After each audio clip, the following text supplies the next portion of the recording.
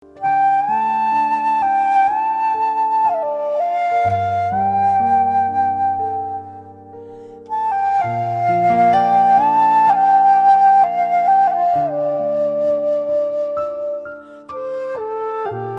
tassa bhagavato arahato samma sambuddhassa. Namo tassa bhagavato arahato samma sambuddhassa. Namo tassa bhagavato arahato samma sambuddhassa. Sadhu. So today we will be taking a sutta which kind of Bhante Vimaramsi, our teacher, particularly liked. This is called Majjhima, from Majjhima Nikāya 111, Anupada Sutta, one by one as they occurred. This sutta gives information about the states of understanding of jhanas as they happen one by one. So this is a very important sutta because it kind of supports our understanding of jhanas, where you are able to know and feel what is happening as you are progressing. In certain tradition, when there is a one-pointed concentration, then even in the first jhana, the person has no consciousness. They don't know what is happening. Certain times they are brought in front of camera, they are asked to be in jhana, and then their hands is cut and then sewed back. This happened in Sri Lanka. The professor wanted to kind of prove that in the jhana states you have no kind of consciousness is there, you are unable to feel anything. But the Buddha is kind of giving a very clear, the Sariputta is giving a very clear understanding of what happens in the jhanas. And the Buddha kind of praises the Sariputta for his understanding. Thus have I heard, on one occasion the Blessed One was living at Savatthi in Jetha's grove, Anatha Pindika's park. There he addressed the students thus, "Students, Venerable Sir," they replied. The Blessed One said this, "Students, Sariputta is wise. Sariputta has great wisdom." So whenever we say wise, wisdom, that means that the person knows about the dependent origination. And it is related to the teachings of the Buddha. Sariputta has wide wisdom. Sariputta has joyous wisdom. Sariputta has quick wisdom. Sariputta has keen wisdom. Sariputta has penetrative wisdom. During half a month, students, Sariputta gained insight into states one by one as they occurred. Now Sariputta's insight into states one by one as they occurred was this. So it took Sariputta half a month, that would be 14 or 15 days. Okay, so in the 14 or 15 days, he kind of examined each of the states. And Sariputta was the right hand bhikkhu of the Buddha. And he was considered to be next only to the Buddha. After the Buddha, Sariputta was considered to have great wisdom. And Buddha also praises the wisdom which Sariputta had. So over here, one interesting fact is Moggallana and Sariputta both became the disciples of the Buddha the same day. But Moggallana kind of attained arahanthood in 1 week's time. And Sariputta, even though he had better wisdom, he was also in the start when he met Asaji, the original one of the 5 arahants. Sariputta kind of immediately understood the meaning and became a Sotapanna in half a sentence, and it took the whole 2 lines for Moggallana to become a Sotapanna. But because Sariputta was examining everything, he wanted to, he had curiosity. It took him 2 weeks, but it also helped us gain insight into everything which is happening. So that is the reason we also say that don't be curious, it will delay your progress. So even Sariputta, when he was curious, he got a lot of wisdom and information, and we are grateful for him. But it was delayed by a week for him. So let us see how he examined everything. Here, students, quite secluded from sensual pleasures, secluded from unwholesome state. Sensual pleasures are the eye. We are closing the eye. We are not paying attention to the sounds. We are not paying attention to the smells. We are not tasting anything. With the body, we are sitting still, so we are not feeling anything. And in the mind also, we are keeping it on our object of meditation. So we are not using any of the sensual pleasures. Secluded from unwholesome state. That means that we are going away from the hindrances. So the 5 hindrances which happens, that is sensual lust is there, ill will is there, restlessness is there, sloth and torpor or doubt. So that also we are secluded from that. Sariputta entered upon and abided in the first jhana. So when those 2 conditions are mixed, then you enter the first jhana, which is accompanied by thinking and examining thought. So it is also translated as applied and sustained thought, but Bhante translates it as thinking and examining thought. The initial thought which we get, and then which we examine, or we go into the deep into the thought. That is the reason. With joy and happiness born of seclusion. And the states in the first jhana, the thinking and examining thought, the joy, happiness, and the unification of mind. The contact, see, these are the traditional 5 things. Now Sariputta is talking about the additional factors also. Traditional factors were these 5 factors. As per other suttas also, these 5 factors are mentioned. Now Sariputta is going into much detail. The contact, the feeling, perception, volition, and mind. The enthusiasm, decision, energy, mindfulness, equanimity, and attention. So over here you will notice that there is, all these states are present in the first jhana also. So the level may be less, as this also kind of points out equanimity. The page which we gave, it says that in the first jhana it is like a one-footed equanimity. So the equanimity is there in all stages, but as you grow, it grows with your understanding. And attention. These states were defined by him one by one as they occurred. Known to him, those states arose. Known they were present. Known they disappeared. So, known those states arose.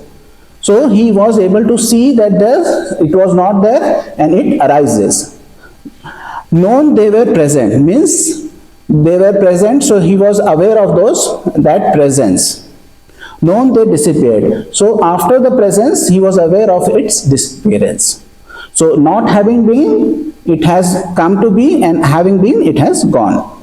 He understood thus, so indeed these states not having been come into being, having been they vanish. Regarding those states, he abided unattracted. Means he was not attracted to this. Unrepelled, so he was not repelled also from that. Independent. Independent means he was, the phenomena has happening over here, he is independent of that phenomena. So he is a witness to that phenomena. So he is not getting involved with what is getting happening over here. He is just a witness. He is independent, he is detached, he is free, disassociated. So all these words means that whatever is happening, he is personally not getting involved. So he is not making them a personal thing. He is using the principle of anatta with a mind rid of barriers. So the barriers are also the hindrances. So the mind is rid of those hindrances. He understood there is an escape beyond, and with the cultivation of that attainment, he confirmed that there is. So after he has experienced the first jhana, examined the first jhana, he says that there is something more than this. So, and Upon experiencing upon experiencing the second jhana, he confirms that truly there is beyond something the first jhana. Again, students, with the stilling of thinking and examining thought, Sariputta entered and abided in the second jhana, which has self-confidence and singleness of mind, without thinking and examining thought, with joy and happiness born of concentration or collectedness. And the states in the second jhana, the self-confidence, the joy, the happiness, and the unification of mind, the contact, feeling, perception, violation, mind, the enthusiasm, decision, energy, mindfulness, equanimity, and attention. These states were defined by him one by one as they occurred. Known to him, those states arose. Known, they were present. Known, they disappeared. He understood thus. And with the cultivation of that attainment, he confirmed that there is. So he said that beyond the second jhana also there is certain attainment which is possible. So he further strived. Again, students, with the fading away as well of joy, Sariputta abided in equanimity and mindful and fully aware. He mindful and fully aware, still feeling pleasure with the body, he entered upon and abided in the third jhana, on account of which noble ones announce, he has a pleasant abiding, who has equanimity and is mindful. So many places in the sutta there is a mention of pleasant abiding. So it is referring to the third jhana. And the states in the third jhana, the equanimity, the pleasure, the mindfulness, the full awareness, and the unification of mind, the contact, feeling, perception, volition, and mind, the enthusiasm, decision, energy, mindfulness, equanimity, and attention. These states were defined by him one by one as they occurred. Known to him, those states arose. Known, they were present. Known, they disappeared. He understood thus, and with the cultivation of that attainment, he confirmed there is. Again, students, with the abandoning of pleasure and pain, and with the previous disappearance of joy and grief, Sariputta entered upon and abided in the fourth jhana, which has neither pain nor pleasure, and purity of mindfulness due to equanimity. So now he will go into the fourth jhana, where the equanimity is kind of strong. When we are kind of comparing it with one leg for the first jhana, 2 legs for the second jhana, 3 legs for the third jhana, then it is like a 4-legged equanimity. Like this table is stable, that time your mind is stable at that time.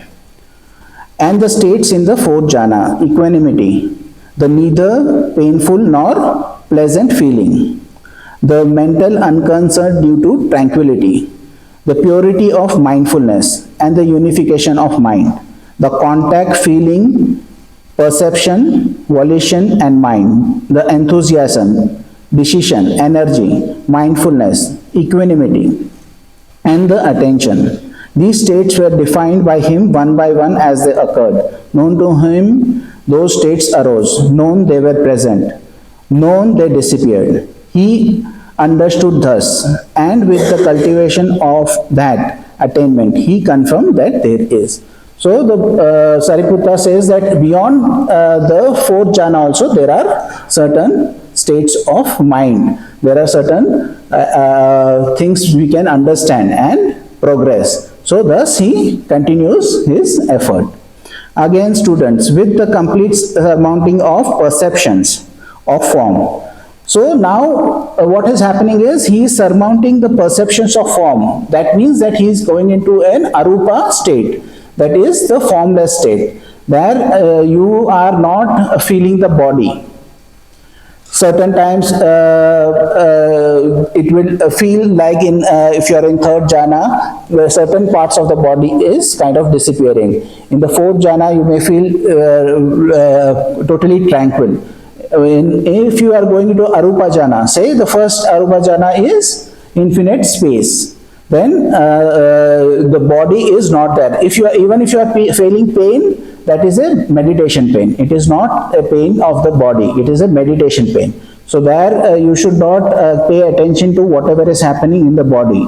So if anybody is in Arupa Jhana, you should stop paying attention to the body. So you should only pay attention to your object of meditation wherever you are.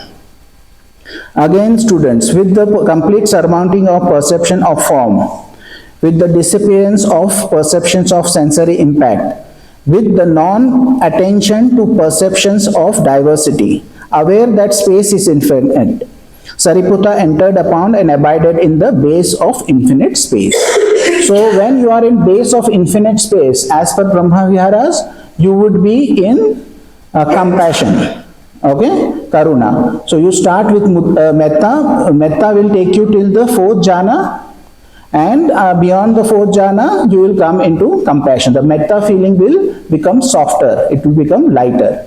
So it's a good thing. You should not change it or control it. Even if the Metta feeling goes from your chest area to the head area, you should start radiating from your head area and should not interfere with that. Let it come to the head and go from the head area. So you are just a witness and you are just watching what is happening. So you should not interfere. If that happens, you should also come and inform us in the interview when you are coming. Till that time, you just send the Metta from the head area.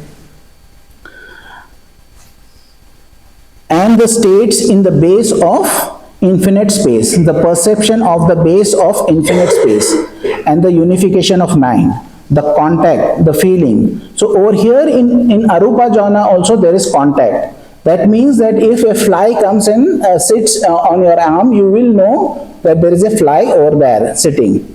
But your mind will not immediately go over there or get disturbed as it would normally have got. So you will know that there is something over there. So there is contact, there is feeling, perception, violation and mind, the enthusiasm, decision, energy, mindfulness, equanimity and attention. These states were defined by him one by one as they occurred. Known to him those states arose, known they were present, known they disappeared. He understood thus, and with the cultivation of that attainment he confirmed that there is. So he knows that there is something beyond the infinite space also. Again, students, by completely surmounting the base of infinite space, aware that consciousness is infinite, Sariputta entered upon and abided in the base of infinite consciousness. So when you come into the base of infinite consciousness, you are in, as per Brahma Vihara, you are in joy. Okay? Sometimes it is explained as sympathetic joy. Bhante Vimal Ramji kind of liked the word joy. So he used to say that this is the joy for the 7 factors of awakening. So that is the state you are in, the infinite consciousness. Over there in this stage you may also see flickering in the eye or flickering in the ears. That is the consciousness arising and passing away, you will become aware of. So when they used to say that this sound itself is 100,000 arising and passing away of the sound consciousness. So you would be able to feel that sometimes in the skin you will feel that there is a kind of there is something which is flashing. It's not a continuous experience of sense. So that is the state in infinite consciousness you will have a experience. Many people experience in the eye consciousness. Even if their eye is closed, they will see that there is a flickering kind of thing happening. So this time the mind is there in the infinite consciousness. And the states in the base of infinite consciousness, the perception of the base of infinite consciousness and the unification of mind, the contact, feeling, perception, volition, the mind, the enthusiasm, decision, energy, mindfulness, equanimity, and attention. These states were defined by him one by one as they occurred. Known to him, those states arose, known they were present, known they disappeared. Then he understood there is something beyond this also. Even beyond the infinite consciousness, there is something. Again, students, by completely surmounting the base of infinite consciousness, aware that there is nothing, Sariputta entered upon and abided in the base of nothing. So, this is the state of equanimity. Okay, upekha. So, this is the most, as far feelings go, this is the most subtle feeling a human can feel in the human form. So, this has a perfect balance of mind. And this is called nothingness because there is nothing to see. And whenever something comes, then that means that you have to 6 are them. So this state is there where you don't pay attention to anything. Anything, forms are there, lights are there. If there is something interesting is there. Even if there is a ripple in the darkness, you have to let that go and not pay attention to anything. So this is a very subtle state of mind. And the states in the base of nothingness, the perception of the base of nothingness, the unification of mind, the contact, feeling, perception, volition and mind. So there is contact, there is still feeling in the base of nothingness. Volition and mind, the zeal, decision, energy, mindfulness, equanimity and attention. These states were defined by him one by one as they occurred. Known to him, those states arose, known they were present, known they disappeared. He understood thus that there is something beyond that also. So he kind of still was doing his practice. He was still striving to get the next level. Again, students, by completely surmounting the base of nothingness, Sariputta entered upon and abided in the base of neither perception nor non-perception. So it is a very kind of descriptive name. It says it is neither perception. So we cannot say it is perception nor non-perception, or we cannot say it is non-perception. Because if we say there is perception, then you are able to perceive. If you say it is non-perception, then you are not able to perceive. That means that you are not conscious. So in this state, you cannot say you are conscious. That statement cannot be also proved, and you cannot prove the statement that you are unconscious. So that is a very subtle state of mind. So Bhante Vibhalramsi kind of makes this simpler, because if you are in nothingness and you kind of sometimes go into neither perception or non-perception and may come back to nothingness. So Bhante Vibhalramsi kind of gives a kind of a common name to this is quiet mind. Okay? So when you are in quiet mind, you are seeing this subtle states of mind. And over here, there is very kind of descriptive information given. So be very careful when you are, I am reading this. So there is a important kind of nugget of information over here. He emerged mindful from that attainment. So what happens is, till now what he was doing was, he was telling what was there. Okay? Upfront, till the description of nothingness. But when he is describing neither perception or non-perception, what he says is, he emerged mindful from that attainment. So after he came out of that attainment of neither perception or non-perception, having done so, he contemplated the states that had passed, ceased and changed. So he looked back. After he came back from the neither perception or non-perception state, he looked back, and now he is describing them. So indeed, these states not having been come into being, having been, they vanish. Regarding those states, he abided unattracted, unrepelled, independent, detached, free, dissociated, with a mind rid of barriers. He understood thus, there is an escape beyond, and with the cultivation of that, he confirmed that there is. So even in this very, very subtle space, he kind of said that there is something beyond neither perception and non-perception also. And he explained the neither perception or non-perception only after coming out of that state. So that is the reason when a student is in neither perception or non-perception, We say that before getting up, you have to examining what has happened in your meditation. If you find anything which you had missed, you have to 6R post facto, okay, after the fact. Okay, you 6R. So over here, this is the same position Buddha was also there. When he was with Uddaka, who was Ramaputta's son. Ramaputta was the one who had attained neither perception or non-perception. Uddaka was still in nothingness. That is the reason when the Buddha actually attained neither perception or non-perception, the state of, Uddaka said that you become my teacher. And as my father had attained this, you have attained it. So you are like my father. So, Buddha was also in this state, and then he examined that there is something beyond this state also.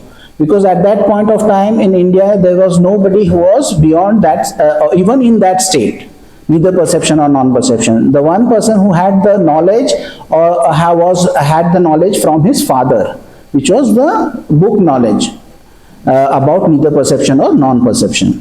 And when Buddha attained that, and he found out that there is something beyond that also, because he used to examine his mind to find out if there is craving in his mind. I have told yesterday also, I think 2 days back also I had told that you yourself are able to examine your mind. You can know if there is wholesome thoughts in your mind or unwholesome thoughts in your mind. You can just say by that itself you can know how your mind is, in which state your mind is there. So in the same way, the Buddha also examined and said that my all defilements have not got destroyed. There is certain things which are there. And then he still strived for 6 years doing all kind of ascetic practices before he came to the correct form of practice. And then he shared this practice with the world. So again, students, by completely surmounting the base of neither perception nor non-perception, Sariputta entered upon and abided in the cessation of perception and feeling, and his taints were destroyed by his seeing with wisdom. So there was a cessation of perception and feeling. So when there is a cessation of perception, then that person is not conscious, and if there is no consciousness, there is no feeling. Okay, so for the feeling to be there, the consciousness has to be there, present. So there is no perception, there is no feeling over there in that state of mind. That is the reason it is called cessation. But there is, vitality is there, and the heat is there. So then the person vitality is not there, heat is there. Then the person can come back to the normal state. He emerged mindful from that attainment. So when he emerged, he was mindful.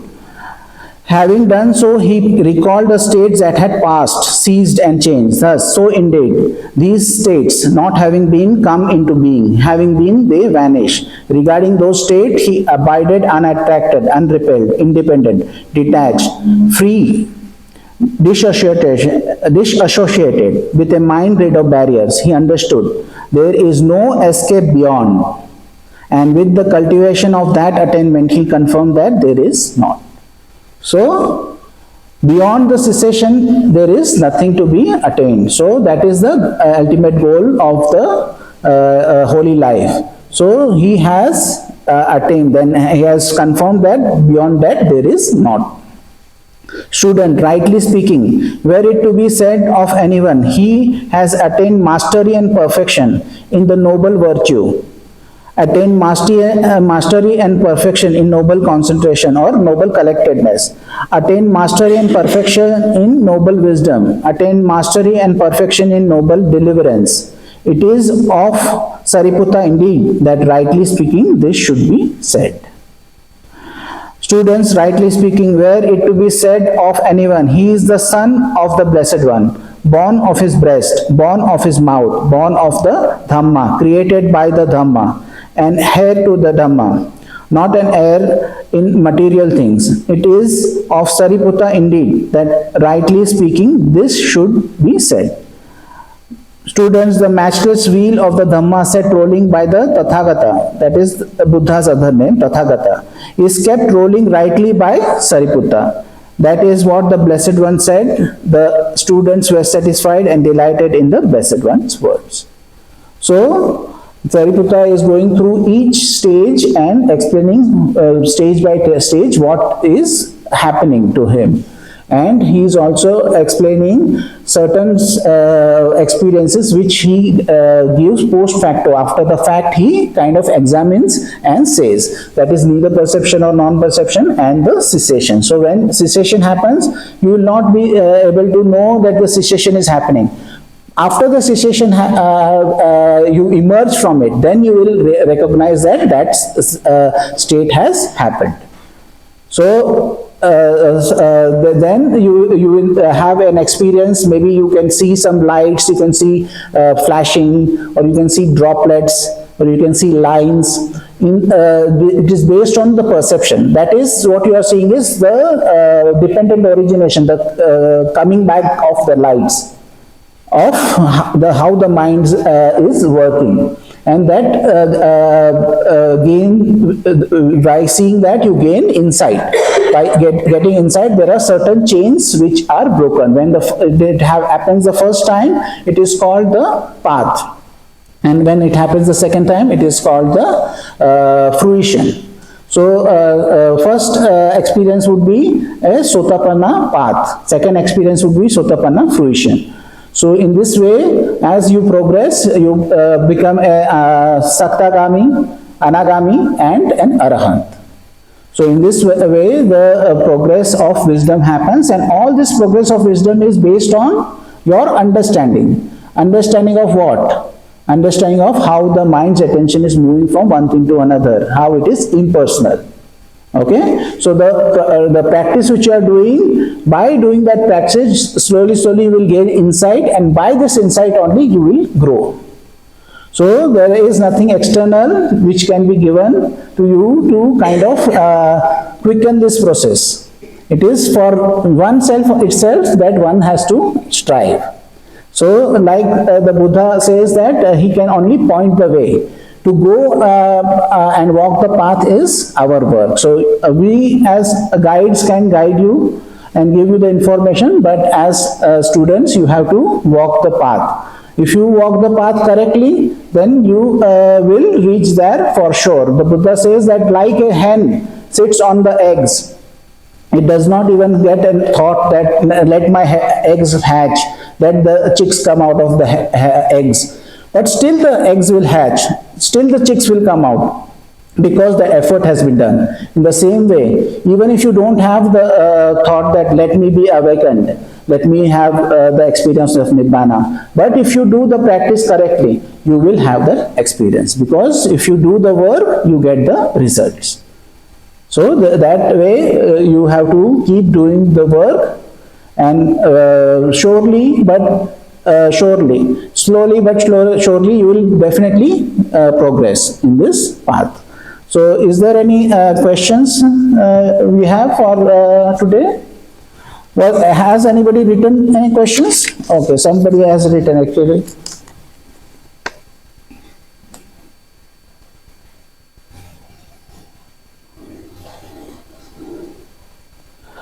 Metta, Karuna, Mudita have been explained in suttas. So we will have to kind of find that sutta, and kind of maybe one of these days we will read those sutta. So the feeling of metta which is there, karuna, it is kind of self-descriptive also. Loving kindness, compassion, joy, equanimity is explained, and in the practice also, the practice of the directions is also explained.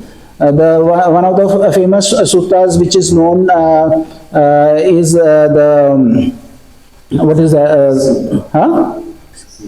Singalavada Sutta is there. It is over there also. It has been explained, and there is also an sutta which we use for explaining that Buddha's teaching. That there are many suttas which are there in which the directions are mentioned. So, Yes, that is also the one. So there are many suttas where this has been mentioned. The practice itself of the directions has been mentioned. We are clarifying that what we teach initially is from I think Vishuddhimagga, which is to kind of develop your mind. It's like a baby steps. So you are giving a training wheels for you to send metta to yourself and then to your spiritual friend, and then we go to the next practice. As your mind develops, we go to the next practice. So this is kind of explained. Is there any other questions? Yes? Why is it called base of infinite space, base of the perception? So I don't know what exactly why the base has been used as a word, but it is on the basis of that we are doing that practice. That when we are in that compassion, the base of that is the infinite space. So you are in infinite space. That is your basis for doing the practice of compassion. Okay, when you are in like infinite consciousness, then in the infinite consciousness you are kind of radiating joy. So the infinite consciousness is the base through which you are kind of radiating joy. So in this way, in the equanimity also. So nothingness is the base for that. And neither perception or non-perception is a kind of a very subtle state. Only once you have attained it, then only you can appreciate that state of mind. So that is very not possible to describe very easily. So Bhante ji, mind का ये जो state होता है जहाँ neither perception और non-perception, तो इस state या इस phenomena को हम permanent phenomena कह सकते हैं? नहीं, permanent है ही नहीं ना, because वो change होते रहता है ना. क्योंकि उनका जो स्टेट है वो इतना सटल है, उसको परमानेंट भी नहीं कर सकते, और ये है नहीं कह नहीं सकते कि है, और ये भी नहीं कह सकते नहीं है. सो ये बहुत ही सटल चीज़ है.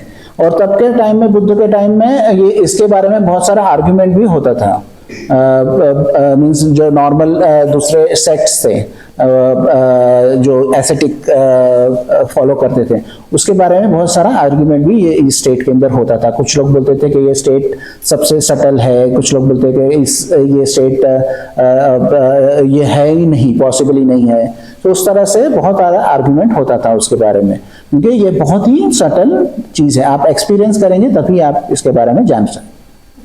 बट भंती जी, अगर हम बात करते हैं नॉन परमानेंट या इम्परमानेंट, तो we think about physical thing like phone, books या something else, but this state is means objectness. Yes, so neither perception non perception के लिए तो अभी आप देख रहे हैं कि सारा जो हमने डिस्क्रिप्शन दिया है वो पोस्ट फैक्टो उन्होंने दिया है, क्योंकि तब के समय में जब आप उसमें है, तब के समय में आप ये कह नहीं सकते मैं उसमें था. अभी कुछ लोग जब उसके अंदर जाते हैं, मुझे ऐसा लगा मैं नींद में था, मगर मैं नींद में नहीं था, तो ऐसा डिस्क्रिप्शन दिया जाता है. या मुझे ऐसा लगा कि कुछ टाइम मैं नहीं था वहाँ पे और मैं वापस आया, ब्लैंक हो गया, उस तरह से डिस्क्रिप्शन दिया जाता है. मगर अगर आप नींद में रहते हैं तो आपको आलस रहती है. अगर आप नींद से उठते हैं, मैं नहीं था, मैं नींद में था, तो आलस रहती है. मगर उस स्टेट में आलस नहीं रहती है, उसके अंदर ऊर्जा रहती है उस समय. सो आप अगर देखेंगे आपको ऐसा नींद जैसा लग रहा है मगर आपको ऊर्जा है, तो आप समझ सकते हैं कि आप वहाँ पे उस स्टेट पे हैं. मगर उससे पहले आप उपेक्षा में रहेंगे कुछ समय, फिर ये स्टेट में आप जा सकते हैं. So Bhante ji, it's not under the impermanent or permanent.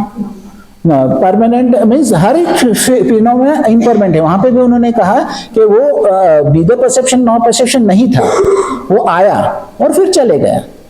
सो वो भी इम्परमानेंट है. मगर उसके अंदर क्या हो रहा है, वो भी सारी चीजें जो हो रही है वो भी इम्परमानेंट है. अगर कोई नीदर परसेप्शन में परसेप्शन था, नॉन परसेप्शन था, तो वो सारी चीजें आ रही है और जा रही है ना, तो वो सारा चीज जो है वो इम्परमानेंट है. सो नीदर परसेप्शन और नॉन परसेप्शन ही इम्परमानेंट है, क्योंकि वो हर एक समय नहीं रह सकता. सो अगर आप सिसेशन का भी बात करेंगे, सिसेशन भी अभी इम्परमानेंट ही है ना, क्योंकि वो जब सिसेशन होता है वो सिसेशन से बाहर आते हैं, तो वो हमेशा नहीं रहता। तो उस तरह से हर एक चीज जो फिनोमिना है वो इम्परमानेंट से जुड़ी है, तो उस हिसाब से वो फिनोमिना को भी इम्परमानेंट से जोड़ा गया है। जैसे ये क्वाइट माइंड का जो स्टेट है, वहाँ पे जब तक थॉट्स है तो वो क्वाइट नहीं है ना। Quiet means there are no thought, no thinking, no thought, कुछ भी नहीं है। तो अगर थॉट्स आ रहे जा रहे तो फिर क्वाइट वो स्टेज नहीं है। हाँ, क्वाइट माइंड के अंदर भी कैसा है कि जब आप इक्वानिमिटी में हैं, ओके, उपेक्षा में है, जब आप उपेक्षा में है तब आप कह सकते हैं कि आधा जो उपेक्षा का स्टेज है, जहां पे आप सारी दिशाओं में उपेक्षा का ये कर सकते हैं, रेडिएट कर सकते हैं। जब तक आप रेडिएट कर सकते हैं वो आप उपेक्षा की स्थिति में है। जब आप रेडिएट नहीं कर सकते हैं और सिर्फ आपको ये जो नथिंगनेस आप देखते हैं, तब वो स्टेट को हम क्वाइट माइंड कहते हैं। क्योंकि जब वो स्टेट आता है, जब आप रेडिएट नहीं कर पा रहे हैं और सिर्फ आप उसी को देख रहे हैं, शून्यता को देख रहे हैं जैसे बोल सकते हैं, तो तब जो है वो क्वाइट माइंड आता है। तो उस माइंड के स्टेट के अंदर कभी कभी आपका माइंड नीदर परसेप्शन और नॉन परसेप्शन में जाता है, उसके बाद भी वो वापस आता है। तो जब वो इस तरह से होता है तब आपको ऐसा लग सकता है कि मैं क्या सो गया था या क्या ब्लैंक हो गया था, वैसा आपको अनुभव हो सकता है। तो जब तक आप रेडिएट कर रहे हैं तो आप उपेक्षा में ही हैं। सो आप अगर रेडिएट नहीं कर पा रहे हैं और फिर आप देखते हैं तो उसे मन को मन से देखना कहते हैं। सो बनते हुए ऋषि कैसे कहते हैं कि सीइंग माइंड विद माइंड। सो वो स्टेट आपका फिर क्वाइट माइंड का हो गया। माइंड में अगर थॉट्स आ रहे हैं तो दैट टाइम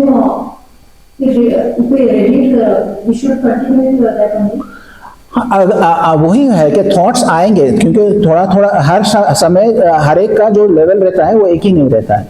तो थोड़ा थॉट्स आ सकते हैं, आप शिक्षार करते हैं जाने देते हैं, फिर वहां पे कुछ भी नहीं रहता। तो वो करना है। रेडिएशन आप जो कर सकते हैं, रेडिएट कर सकते हैं, तो वो अगर नहीं कर सकते हैं तो फिर आप वहीं पे क्वाइट माइंड पे ही रहना, वो वही स्टेट में आ जाता है। तो फिर आप सिर्फ शून्यता को देख रहे हैं, जो हो रहा है कुछ भी नहीं है। अगर कुछ आता है उसे फिर रिलैक्स करके जाने देना है। अगर कोई भी सूक्ष्म चीज आती है या जैसे थॉट्स आता है तो उसे जाने देना है। मगर आपको पूछना है कि इससे थॉट्स आने से पहले क्या हुआ। थॉट्स आने से पहले बहुत कुछ हुआ और वहां पे आप देख सकते हैं उससे पहले क्या हुआ। तो ये थॉट्स आने से पहले ये हुआ, ओके, सो उससे पहले क्या हुआ वो देखिए, उससे पहले क्या हुआ। सो कुछ लोग फीलिंग तक देख सकते हैं और कुछ लोग जो है हायर मेडिटेशन में जो है वो आगे तक देख सकते हैं। जब वो उदय होता है, जो इग्नोरेंस जो बोलते हैं, इग्नोरेंस का उदय होता है, तभी वो देख सकते हैं और तभी जाने दे सकते हैं। तो उनका मन हिलता ही नहीं है, 3 घंटे तक ऐसा पड़ा रहता है, सिर्फ 3 घंटे सिर्फ वो देख रहे हैं। सो ऐसा भी स्थिति आ सकती है। मगर आपको क्या हो रहा है इससे पहले क्या हो रहा है उसके बारे में जिज्ञासा रहनी चाहिए। So you should always be curious about what happens before this, what happens before this, what happens before this. So being curious about what is happening before this kind of opens the way how this is happening. So when your mind's attention goes from one thing to another, it goes in 12 steps, which is the 12 steps of dependent origination. Okay, so it goes from this one step to another step to another step, and then finally there is death of that phenomena. That is when you kind of recognize, okay, this has happened. Then you release, relax, re-smile, return. So if you are kind of doing this repeatedly, then you will know before that thing has gone, your totally mind has gone away. Before that, just before your mind has gone, you will recognize and then you will come back. Then on the way to the distraction, you will recognize and release and come back. So in this way, you will know what is happening before that and before that, and certain point of time, you know what is going to, when it just starts. The process of the thought arising starts. You can let it go and then you will be still. But you have to be curious what happened before that. What happened before my thoughts got totally away. So that curiosity can give you insight into how the mind's attention is moving from one thing to another thing. This is an impersonal process. You will know that this is not something I have initiated. It is happening on its own because there is a craving. Then the mind goes to that thing because it has habitual tendency. Habitual tendency, how it gets activated? Because there is thinking about it. How does thinking activates? Because there is craving. How this craving starts? Because there is feeling. Then the feeling is there, the perception is there. I like it, I don't like it.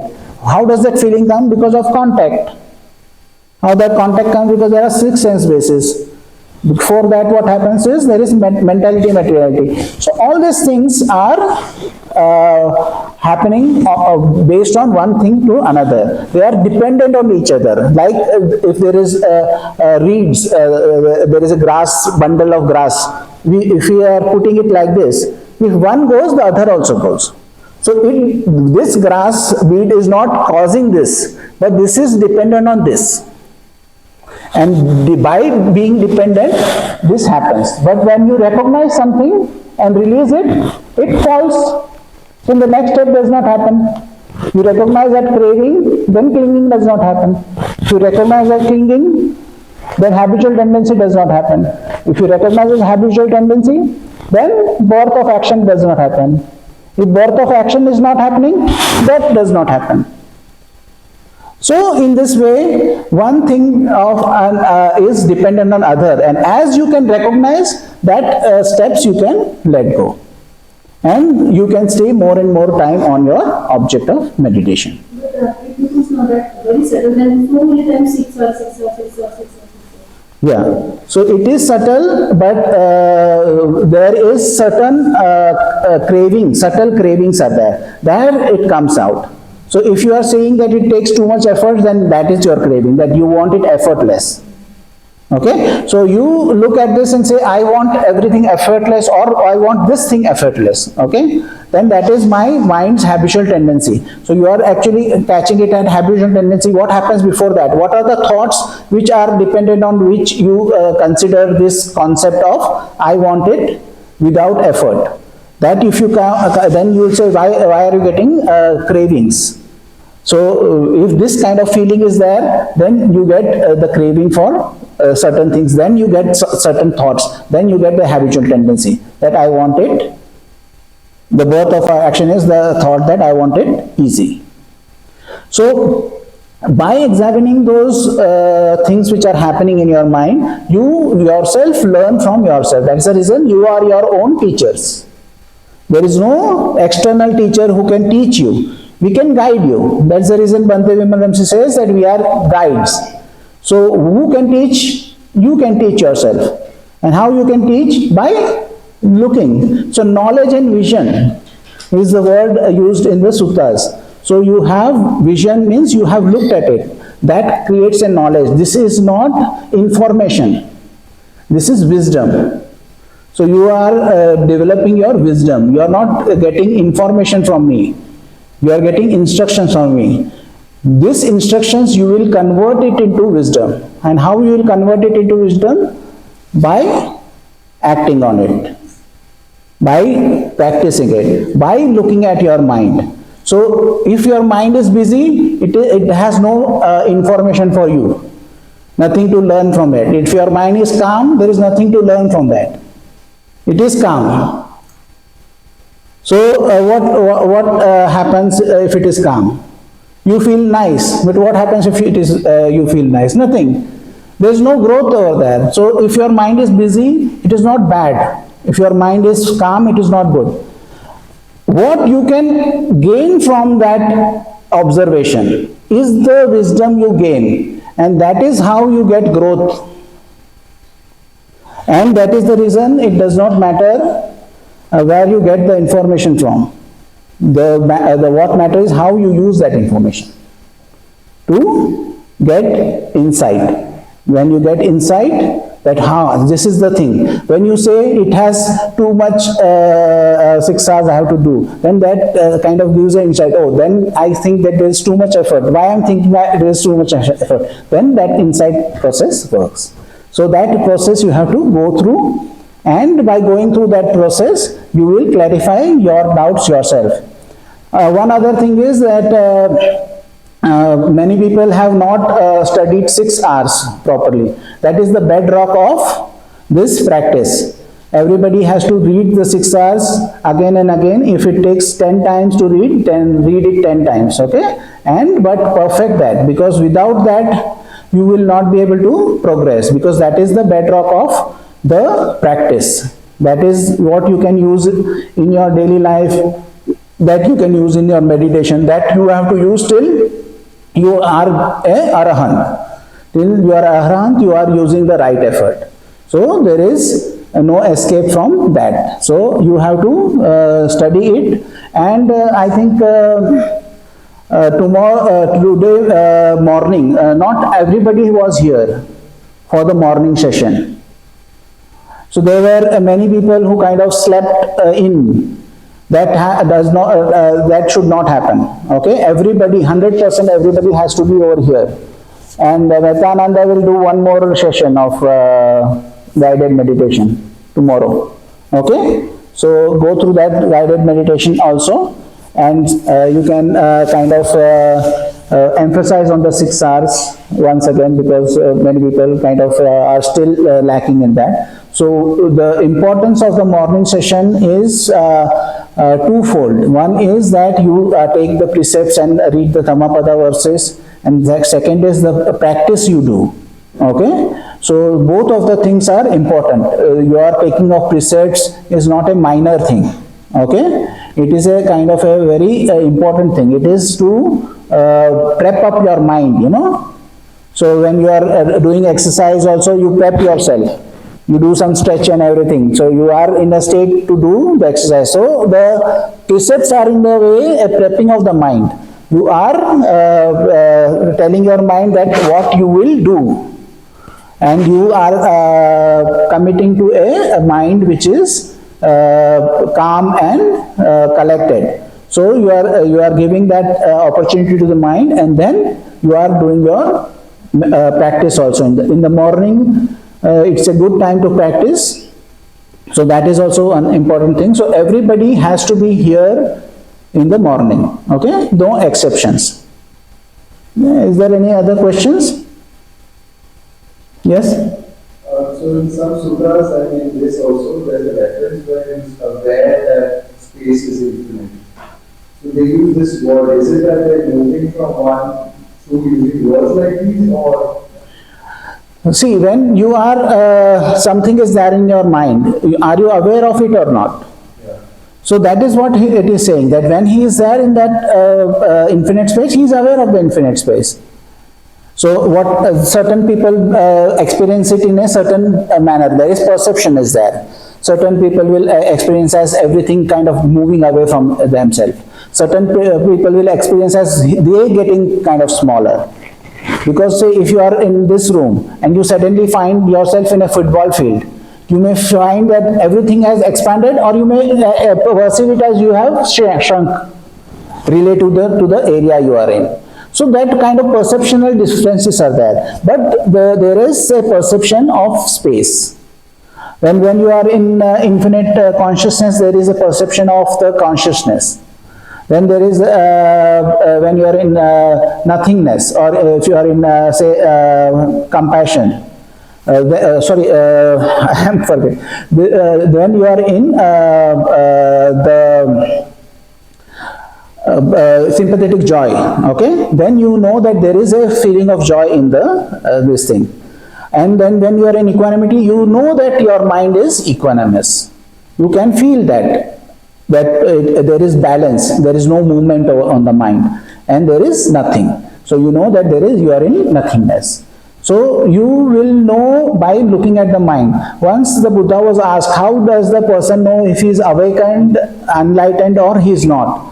So he said that to know about that, one can look at the mind, say if he finds there is wholesome thoughts, then he can say that he is in an awakened mind state. If there is unwholesome thought, he can himself say that he is not awakened. There is unwholesome mind states are still there. So you can look at your mind and say, there is no external force which will be giving you anything. There is no punya you are earning and that punya will give you this thing. It is just your understanding. Your observation gives your understanding. Your understanding kind of enhances your observation, and by enhancing your observation you get more understanding, which kind of helps you observe more, better, and then that kind of gives you progress. So by doing this task, which may find it strange initially, why am I sending to myself, why am I sending to my spiritual friend, why am I sending to the directions, why am I sending to everybody? But by doing this activity, which is a wholesome activity, you are gaining insight. But there is merit also, so I am not kind of disregarding merit. So I have to kind of clarify that point also. So the Buddha said that if you do metta meditation even for a minute, you get more merit than doing a yagna. Ashwamedha yagna or something like that was done at the time of the Buddha. So you would get more merit. So that merit is there, but for people who are looking for wisdom, merit is not important. So we are after wisdom, which is more important than the merits. But what we do and how we progress is totally up to our actions. Actions and give reactions. Then that reaction has becomes a potent for action of another. So that action and reaction is always going on.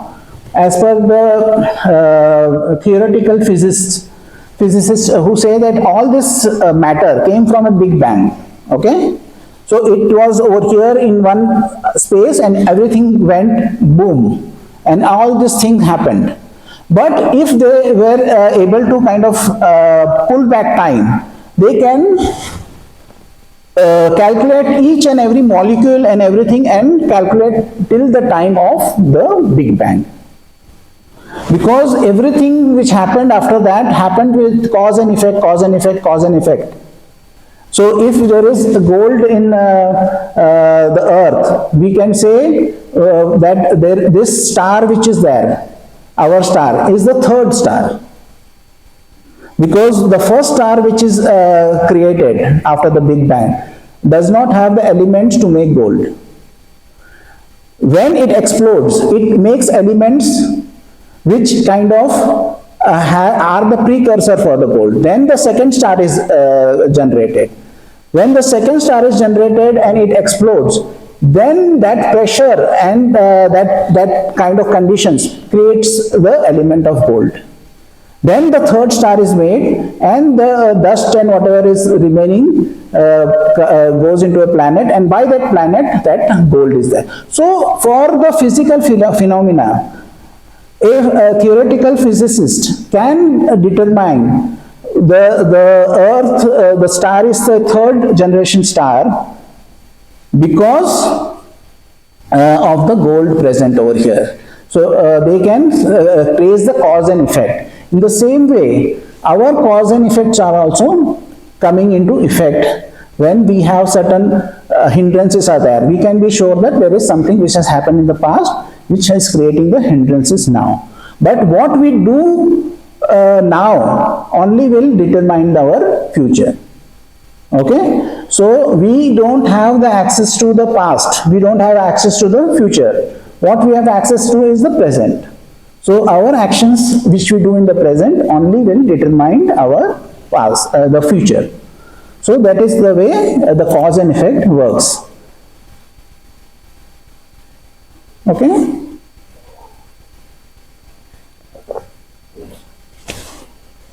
Any other question?